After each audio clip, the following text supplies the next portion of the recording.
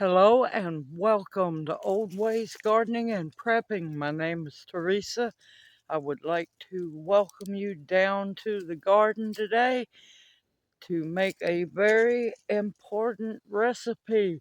Now, we are still in Native American Heritage Month, and I'm trying to cook through the month. So, today we are visiting down south to the Houma Nation. Now, the Houma, sorry, y'all being attacked by cats. The Houma Nation was in Mississippi and down into Louisiana as well.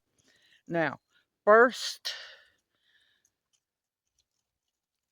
engagement, let's say that, of them, contact with them and settlers was in 1682 by a French mission scouting down the river, Mississippi River. 1682, y'all. They have survived dealing with the French. They have survived through dealing with the Spaniards. And they are still alive and thriving. But our American government does not recognize them as a tribe. Go figure. You know our illustrious government. I'm not going to get started. They have state recognition in Louisiana, but not federal. So go figure. Now, what we're doing today, and I'm going to keep it as traditional as possible, because right now is not a great time to make the recipe, but this can be done in spring and summer. Now, it is the traditional way of making gumbo. Now, you can't really call it gumbo because back then they didn't have okra. Okra's true name is Gumbo. Yes, do the research. Do the research. And what it is a basis of shrimp, greens, little onion, sassafras, and so on. Now, it's mostly greens and a lot of shrimp. Now, I was going to use crawfish tails, but I done some more research, but thankfully I didn't get any because the Houma Nation does not consume crawfish because that used to be their totem animal for going to war. So they did not consume crawfish. So it will not contain crawfish because I want to keep it as true to creation as possible. Now, I'm down here in the garden. They would have used poke salad. I do have that canned up. They would have used that, all the greens around them. And believe it or not, yes, they used to grow amaranth. Amaranth was grown widely throughout the United States prior to colonization. So I don't have any amaranth leaves. I will next year. But with that being said, I'm going to pick some turnip greens, a little bit of mustard, and we're going to make us some Houma gumbo. So let's get busy, y'all. The turnip greens are doing wonderful. The mustard greens, they're struggling a little bit, but they're starting to really take off down there. So what I'm looking for, without soaking, without sinking, not soaking,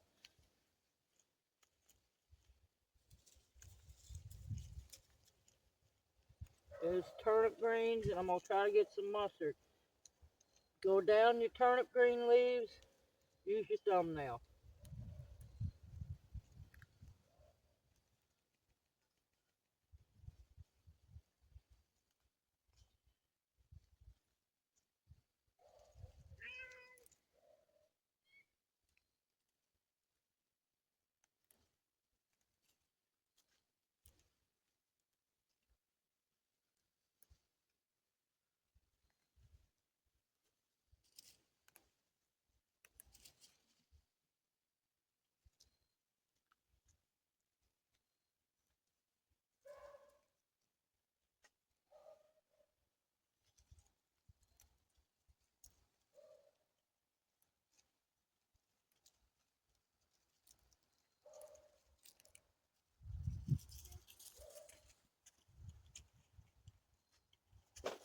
Alright, I'm going to keep harvesting.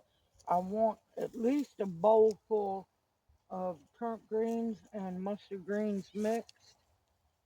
I see a wild, either onion or wild garlic. I'll be pulling that up and using that. Now, there was many greens that they would use, and a lot of them dandelion greens and stuff like that. So, I'm going to keep picking. I'll bring y'all back when I get done. Okay, I got a good amount of baby turnip greens and baby mustards. Those are not traditional. They weren't here yet. I got some beet greens. They're not traditional. They weren't here yet. But I do have a bunch of chickweed, y'all. Well, not a bunch, but I found a good amount of chickweed that is traditional. And I'll be adding canned poke salad as well. And I've got some spinach, fresh spinach leaves that I need to use up, and they'll be going in. Greens gumbo. So, like I said, I'm trying my best to keep this as traditional as can be, but sometimes you struggle. If I had amaranth, I'd be using amaranth leaves. Those are traditional, which they taste like spinach, and hence why I'm going to put the spinach in the Houma gumbo. So, now, got to get these to the house, wash them, rinse them, not with any soap. Rinse them very well. I'm going to let them soak for a while because they got a lot of sand on them. And I got to get the dirt and stuff and the leaves, the tree leaves out of here. And got to get them cleaned up real good. And I'll bring y'all back as soon as we're ready to start cooking. See y'all after a while. Okay, we're in the kitchen. It's time to cook. Now, I am trying to keep this recipe as original as possible. You have to make exceptions at times. In my cast iron Dutch oven, I have a tablespoon of tallow. Now, they had wild onions in Louisiana. Smaller bulbing wild onions. I don't have any at the moment, so I'm going to use a yellow onion. And I want a large yellow onion. Man, that skin is tough. These are some good cured onions. And they're good and strong too. And like I always say, save your ends and your peels for bone stock. So Thanksgiving's coming up. There's going to be turkey bone stock to make. And deer season is upon us. There's going to be venison bone stock to make.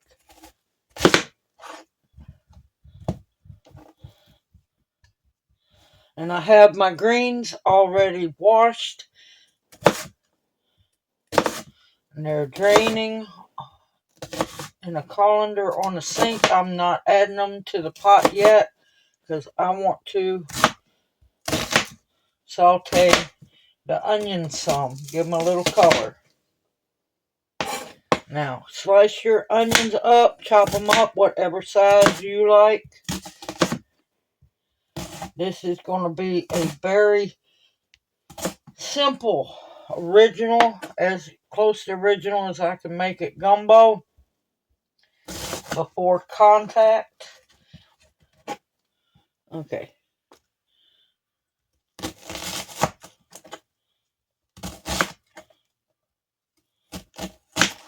Now, if you've got dandelions in your yard, you can use those right now. I found chicory. I used those. Got a jar of my canned poke salad. I will be adding that at a later time. when the other greens are done. So let's head over to the stove and let's get to sauteing some onions, or also known as onions. Okay, I have my tallow pretty much all melted. Now, of course, yes, I know they would not have had tallow.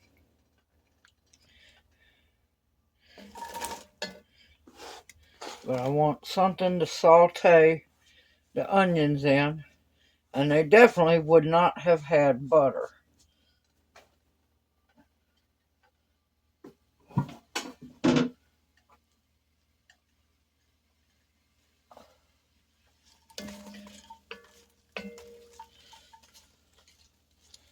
I'm going to sweat the onions a little bit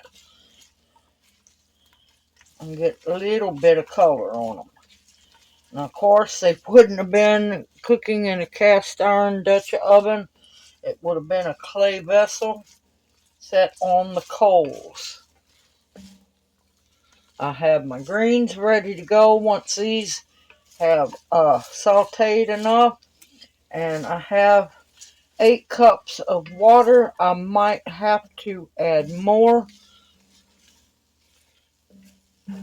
Now, once the greens are cooked, then I will be adding 2 pounds of wild caught Gulf shrimp.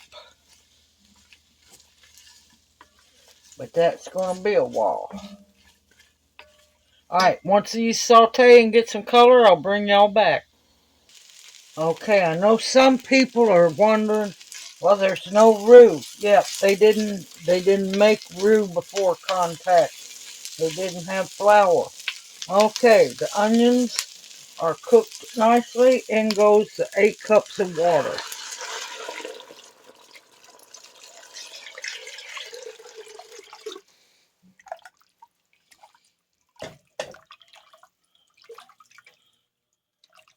Alright. Now, they did have wild garlic, but I'm having to substitute. I'm doing dried minced garlic, about a tablespoon. Now, this is not like any gumbo y'all are used to. This is before contact, as best as I can keep it.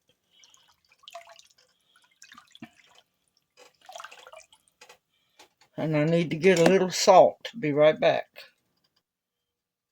Now, they did have salt. They did not have pink Himalayan salt.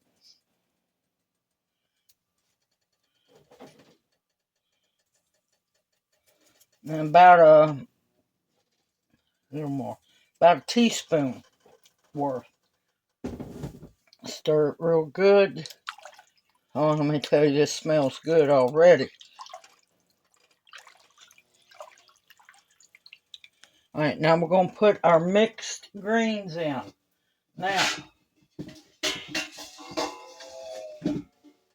these are young, fresh greens.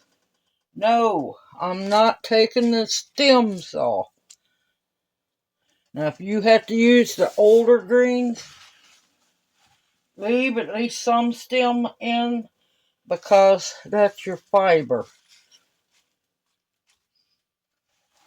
And it's a mixture of mustard greens, turnip greens, not traditional, beet greens, not traditional, chickweed, traditional, because I looked up and found a bunch growing.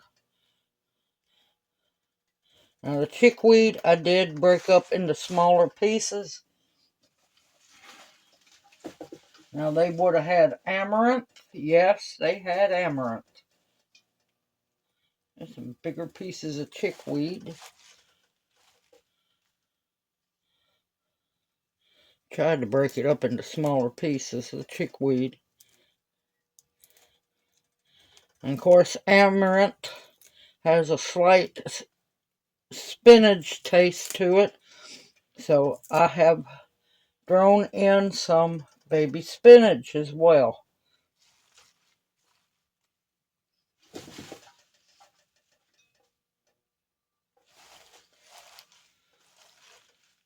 Hence why this is called green gumbo. Now, of course, before contact, they did not have okra. Okra's not going to be used in this at all.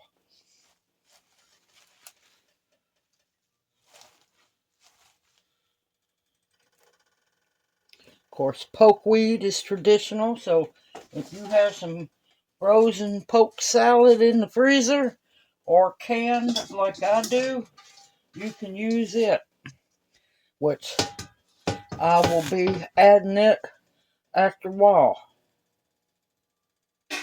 Now what I'm going to do is keep an eye on this, make sure there's plenty of water.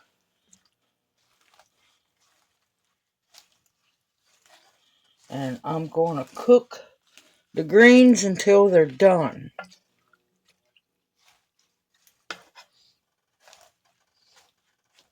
This is very minimal spices in here. And like I said, this is a gumbo that most people are not used to. Alright, I'm going to put the lid on. And I'll bring you back here in a little bit to talk about some more things. Now, while the greens are cooking, I am going to make some rice. They did not have the white rice, the Asian white rice before contact. Now, they did trade. I have found that they did trade for wild rice, so they might have put that in there. Some were known for using wild rice. It didn't grow in Louisiana, but they did have massive trade routes. But I'm going to be making, and this is it's a hybrid, but it's I looked up. I found at the discount store 5 bags of popcorn, Louisiana popcorn rice. Yeah, that's what I'm cooking. Now, if you have wild rice, I have wild rice, but we've had wild rice already, so I'm going to cook the popcorn rice. The reason why it's called popcorn rice, it is a version of basmati rice, and it is grown in Louisiana. When it's cooking, it has the smell of cooking popcorn. So it's been too long since I've had this rice. Now, there's not too many more ingredients that go into the pre-contact gumbo. The basis where gumbo came from. I have 2 pounds of wild caught Gulf shrimp. They use shrimp, they'd use fish, venison, gator, and so on. Manatee, yes, they ate manatee. Many of the Gulf Coast tribes did. It's what you have. I'm using shrimp. They are deveined and shelled. So I'm thankful for that one. Now, like I said, when the greens are cooked is when I will be adding the poke salad and the shrimp to the pot. Now, it won't take long for the shrimp to be cooked, so I'm fixing to start my rice here in just a bit. Now, the Houma was known as the sassafras people. They absolutely loved sassafras. They drank a lot of sassafras tea, and they powdered in a mortar and pestle. I forget the exact name of it. It was a wooden setup, and they would pound the dried sassafras leaves up into a powder, and this is going to be the thickening agent for the gumbo. And this is why it's called greens gumbo. It's not anything like gumbo that y'all are used to. I couldn't find any recognition of using of bell peppers or celery. Now, granted, there was wild celery growing around. They didn't use it. Now, they also use stinging nettle and with the greens as well. Look for native plants that's safe to eat, y'all. This time of year, like I said, it's not the best time, but this was a spring, summer, late fall dish. So I'm going to let the greens cook until they are tender and done, and I will bring you back. I'm fixing to get the rice started, and I will see you here in a bit. I am glad something didn't feel right. I'm glad I went over my notes. I forgot an important ingredient. And I'm noticing also that the beet greens are coloring the water a little bit, but you know what? That's going to be perfectly fine. I forgot. Corn. Important. Important. Yes, they raised corn, beans, and squash as well.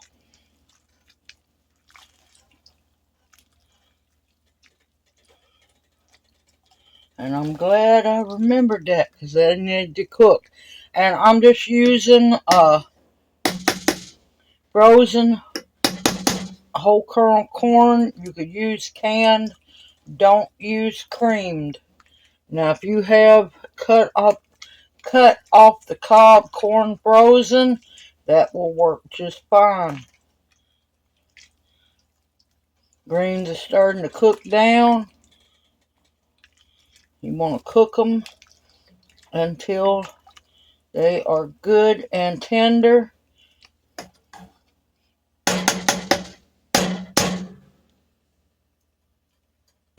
Alright.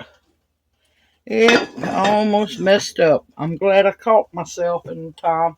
I got my rice going and my gumbo going. Alright, see y'all back here in a bit. Alright, we're on the final stretch.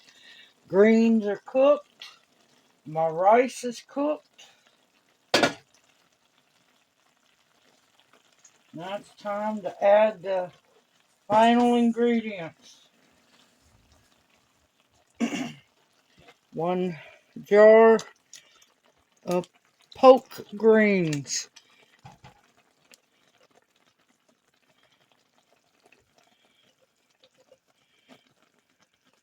And of course, if you don't have them, that's fine. I just happen to be lucky enough to been able to can up a bunch of poke greens. I know it looks like cooked spinach. It's not. It is definitely poke greens. Mix them in real good. Now the next ingredient is 2 pounds of Gulf Coast wild caught shrimp. I have rinsed them very well, always do. And I double checked. There was a few I had to remove I had to devein because, yeah, the deveiner missed them. But I want to make sure that they're all deveined real good, and into the pot they go. And I have not added any more water. It's plenty. 8 cups was plenty of water. Now we're just going to let these babies cook. Your shrimp will be cooked when they are bright pink. Now, final ingredient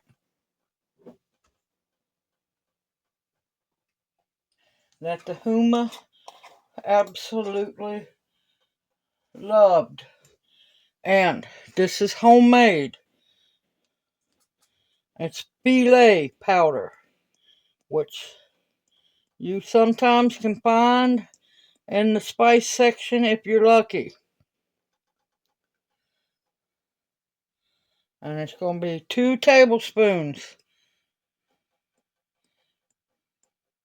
Yes, they loved their sassafras, which is what belay or belay gumbo powder, as it's called, is made from. And oh, it smells so good, y'all. But this is the parent recipe for the basis of gumbos.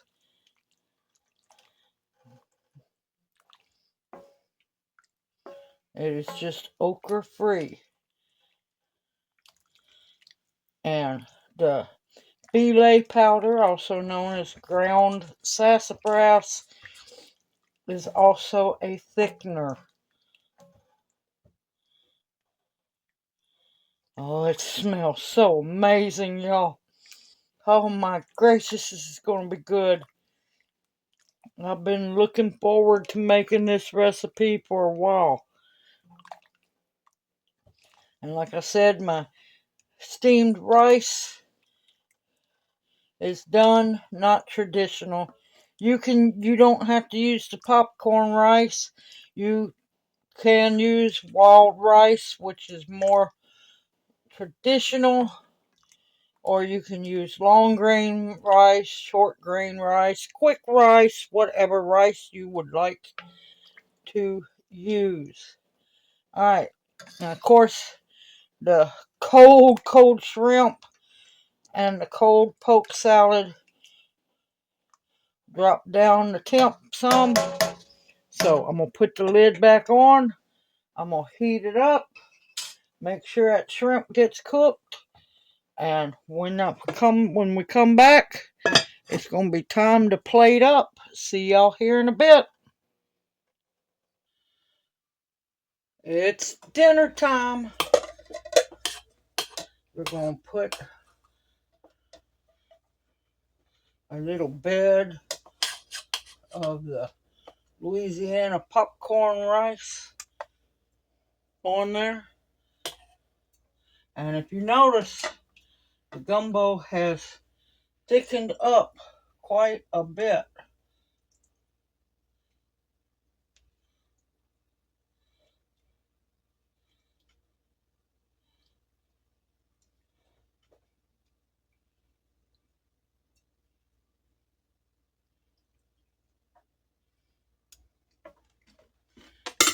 Look at that. Is that not beautiful, y'all? And you want to sprinkle, because they were known as the people of the sassafras.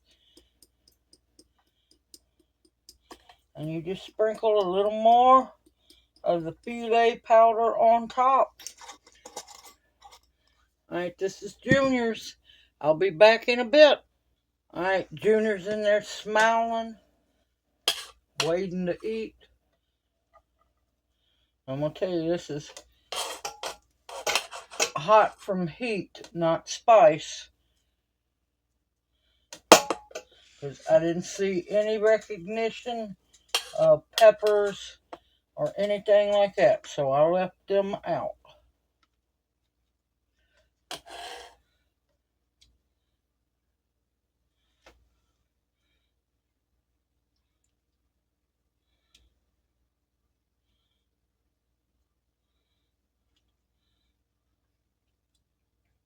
It has thickened up very nicely. Oop, get back in there. You want to make sure you plate up a good amount of the greens, the corn, and the spinach. I mean, the greens, the corn, and the shrimp. Look at that. Is that not beautiful? Absolutely delicious. And absolutely hot as can be. So I'm going to let it cool down just a little bit before I try to bite into this. And I'll bring y'all back. Okay, the smell has just been driving me crazy. It smells so good in here. And I don't want to forget about sprinkling my filet powder on top as well.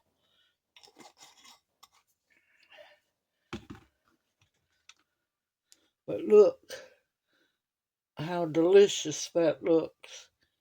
That looks amazing. Houma Greens Gumbo. This is where This, between the Houma and the Choctaw, this is how gumbo was started. I want some shrimp, corn, I want some greens.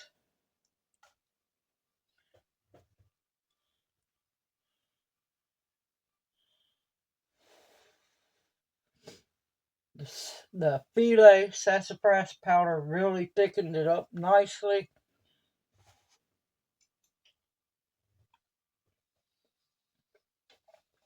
Oh, that is so good.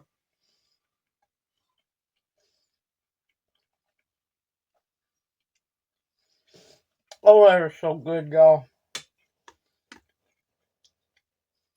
Mm. Oh, that's wonderful. Now, I will tell you, it does need salt badly, but I'll do that at the table.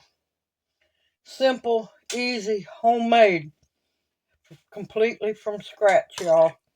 This is going to be delicious. Now, of course, the gumbo will taste even better tomorrow, but look at that. This is a good, healthy dinner, and I am happy as can be with it. Simple, homemade, survival food. Very few ingredients, not a whole lot of seasoning, but absolutely delicious. I have been waiting for this one. I have been waiting to make this, and I am happy as can be. And you better believe it's going to be made more often. I'm looking forward to doing it this late spring, early summer, when I have more of the traditional greens growing. If I can make this, you can too. And let me tell you, it's worth it. It's absolutely delicious. I look forward to seeing y'all in my next video. I hope you've enjoyed this and that you've learned some new information. Continue to stock up your pantries with foods that will nourish and sustain you, medicinals that will heal you, protection of all kinds, and above all else, the bare essentials to survive on. It's dinner time, y'all, and I'm excited. And yep, I'm fixing to go enjoy a really good, healthy dinner. Everyone, take care. May you each be blessed. Hoot, hoot. Mwah. Love y'all, and I'll see you soon. Y'all take care.